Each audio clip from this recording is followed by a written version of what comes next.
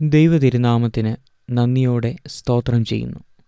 നൽമൊഴികളിലേക്ക് ഏവർക്കും സ്വാഗതം.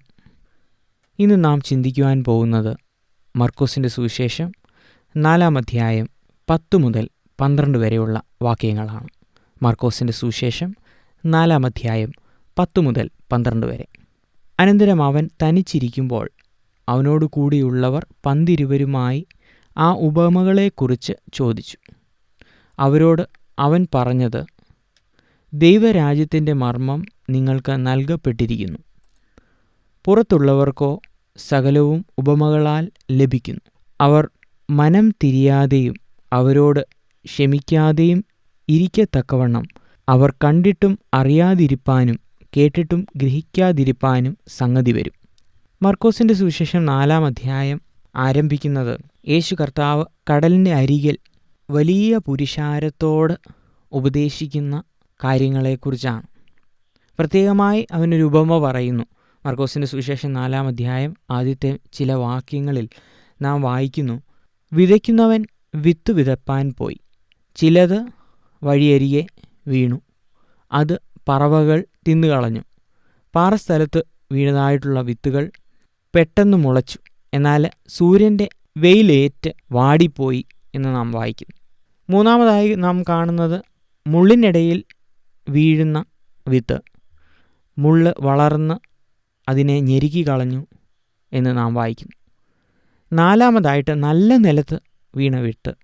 അത് 30, 60, 100 മേനി ഫലം കായ്ക്കുവാൻ ഇടയായി എന്ന് യേശു കർത്താവ് ഒരു ഉപമ പറയും.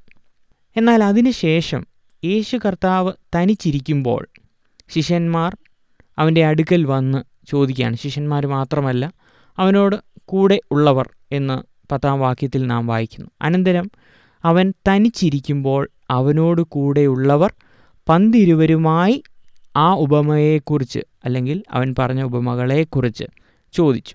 പ്രിയമുള്ളവരെ, ഇവിടെ നാം കാണുന്നത് യേശു കർത്താവ് സംസാരിച്ചത് ഒരു വലിയ പുരുഷാരത്തോടാണ്. അനേകം ആളുകൾ അവൻ്റെ വചനം കേൾക്കുവാനിടയായി.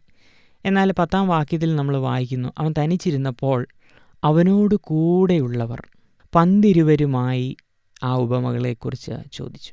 ഇവിടെ നാം കാണുന്നത് യേശുവിനോട് കൂടെ ആയവർ, യേശുവിനോട് ചേർന്നിരുന്നവർ കൂടുതൽ അതിനെക്കുറിച്ച് അറിയുവാൻ താല്പര്യമുള്ളവരായിരുന്നു എന്ന് നാം കാണുന്നു. 11-ാം വാക്യം നാം വായിക്കുമ്പോൾ അവിടെ യേശു അവനോട് വന്ന് ചോദിച്ച ആളുകളോട് പറഞ്ഞത്, ദൈവരാജ്യത്തിൻ്റെ മർമ്മം നിങ്ങൾക്ക് നൽകപ്പെട്ടിരിക്കുന്നു. The mystery of the kingdom of God.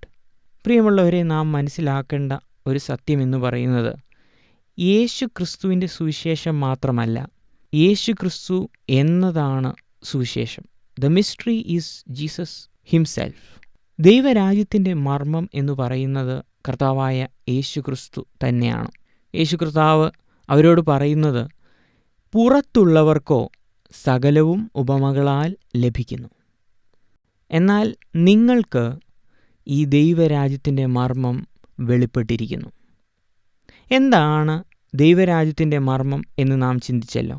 അത് കർത്താവായ യേശു ക്രിസ്തുവാണ്. എന്നാൽ 2 തരം ആളുകളെക്കുറിച്ച് പഠിക്കുവാനായി സമയമെടുക്കേണ്ടിയിരിക്കുന്നു.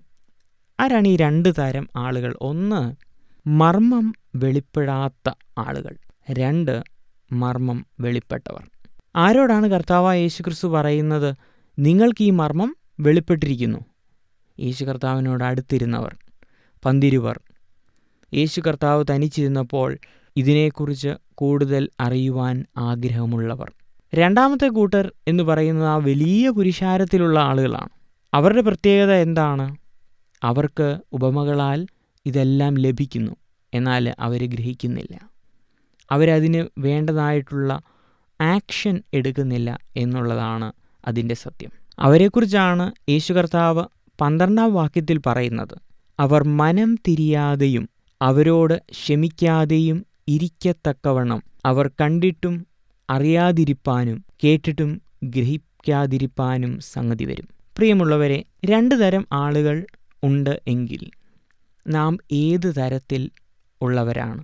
Which category are we belonging to? ദൈവമർമ്മം വെളിപ്പെട്ടവരാണോ നാം? ദൈവരാജ്യത്തിൻ്റെ മർമ്മം വെളിപ്പെട്ട ആളുകൾ യേശു കർത്താവ് ഏക കർത്താവ്, ഏക ദൈവം എന്ന് വിശ്വസിക്കുന്ന ആളുകളാണ്. യേശു കർത്താവ് ഈ ഭൂമിയിൽ വന്നത് പാപപരിഹാരത്തിനായി, എൻ്റെ പാപത്തിൻ്റെ പരിഹാരത്തിനായിട്ടാണ് കർത്താവായ യേശു ക്രിസ്തു ഈ ഭൂമിയിൽ വന്നത് എന്ന് വിശ്വസിക്കുന്നവരാണ്. യേശു കർത്താവ് നിത്യതയുടെ വാതിലാണ് എന്ന് മനസ്സിലാക്കിയവരാണ്. യേശു ക്രിസ്തുവിലൂടെ അല്ലാതെ വേറൊരാളിലും രക്ഷയില്ല എന്ന് ഉറച്ച് മനസ്സിലാക്കിയവരാണ്. അതിൽ പ്രകാരം ജീവിക്കുന്നവരാണ്. അതിലൊക്കെ ഉപരി യേശു കർത്താവിനോട് അടുത്തിരിക്കുന്നവരും അവൻ്റെ നൽമൊഴികളെ കേൾക്കുവാൻ കാതോർത്തിരിക്കുന്നവരുമാണ്. അവൻ പറയുന്ന വാചകങ്ങളെ ഹൃദയത്തിൽ സംഗ്രഹിക്കുക മാത്രമല്ല, അത് ജീവിതത്തിൽ ദിനംതോറും പ്രമാണിക്കുന്നവരും ആണ്. എന്നാൽ രണ്ടാമത്തെ കൂട്ടരെ നാം ആണ് എങ്കിൽ നമ്മുടെ ജീവിതം എങ്ങനെയുള്ളതാണ് എന്ന് നാം ശോധന ചെയ്യേണ്ടിയിരിക്കുന്നു. യേശു കർത്താവിൻ്റെ വചനങ്ങൾ കേൾക്കുവാൻ നാം താല്പര്യമുള്ളവരാണോ? Humility and receptiveness to the word of God. Only God himself can reveal the mystery. ദൈവരാജ്യത്തിൻ്റെ മർമ്മം വെളിപ്പെടുത്തുവാൻ ദൈവത്തിന് മാത്രമേ സാധിക്കുകയുള്ളൂ. പല ആളുകൾ അവരുടെ സ്വന്തം ജീവിതത്തിൻ്റെ പർപ്പസ് എന്താണ് എന്ന് അനേകം ആളുകളോട് ചോദിക്കാറുണ്ട്. വൈദികരോട്, അവരുടെ സ്പിരിച്വൽ മെൻറ്റേഴ്സിനോടൊക്കെ അവരുടെ സ്വന്തം ജീവിതത്തിൻ്റെ പർപ്പസ് എന്താണ് എന്ന് ചോദിക്കാറുണ്ട്. എന്നാൽ നാം മനസ്സിലാക്കേണ്ട ഒരു കാര്യം, നമ്മുടെ ജീവിതത്തിൻ്റെ പർപ്പസും നമ്മുടെ ജീവിതത്തെക്കുറിച്ച് ദൈവം ആഗ്രഹിക്കുന്നത് എന്താണ് എന്നും അറിയണമെങ്കിൽ നാം ദൈവത്തിൻ്റെ പാദപീഠത്തിലായിരിക്കണം. ദൈവവചനം ധ്യാനിക്കുന്നവരായിരിക്കണം. ദിനം തോറും ദൈവത്തിൻ്റെ വചനങ്ങൾ അനുസരിക്കുകയും പ്രമാണിക്കുകയും ചെയ്യുന്നവരായിരിക്കണം. അങ്ങനെയുള്ളവർക്കാണ് ദൈവത്തിൻ്റെ പദ്ധതി വെളിപ്പെടുത്തി കൊടുക്കുന്നത്. We need to be humble and receptive to the word of God because God alone can reveal it to us. നമ്മെ തന്നെ ദൈവഹിതത്തിന് താഴ്ത്തി ഏൽപ്പിക്കാം. നമ്മെ തന്നെ ദൈവകരങ്ങളിലേക്ക് ഏൽപ്പിച്ചു കൊടുക്കാം.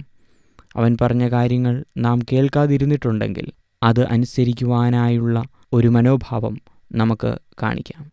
കൂടുതൽ കാര്യങ്ങൾ കർത്താവുമായി ഷെയർ ചെയ്യുവാനും കർത്താവ് പറയുന്ന കാര്യങ്ങൾ കേൾക്കുവാനും അവൻ്റെ പാദപീഠത്തിലിരിക്കുവാനുമുള്ള ഒരു വാഞ്ച നമ്മുടെ ജീവിതത്തിൽ ഉണ്ടാകട്ടെ. നമുക്ക് പ്രാർത്ഥിക്കാം. വിശ്വസ്തനായ ദൈവമേ, സ്വർഗ്ഗസ്ഥല പിതാവേ, ദൈവരാജ്യത്തിൻ്റെ മർമ്മം ഞങ്ങൾക്ക് വെളിപ്പെടുത്തിയതിനാൽ സ്തോത്രം.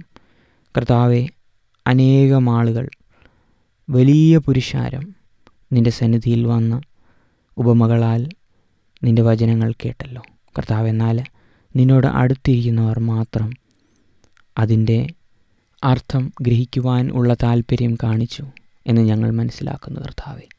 കർത്താവെ, നിന്നോടടുത്തിരിക്കുവാനും നീ പറയുന്ന കാര്യങ്ങൾ കേൾക്കുവാനും അനുസരിക്കുവാനും ഉള്ള താഴ്മ ഞങ്ങളുടെ ജീവിതത്തിൽ തരണമെന്ന് പ്രാർത്ഥിക്കുന്നു. അത് കൈക്കൊള്ളുവാൻ ഉള്ള വാഞ്ചയും താല്പര്യവും ഞങ്ങളുടെ ഹൃദയത്തിൽ തരണമേ. യേശു ക്രിസ്തുവിൻ്റെ നാമത്തിൽ തന്നെ, ആമേൻ.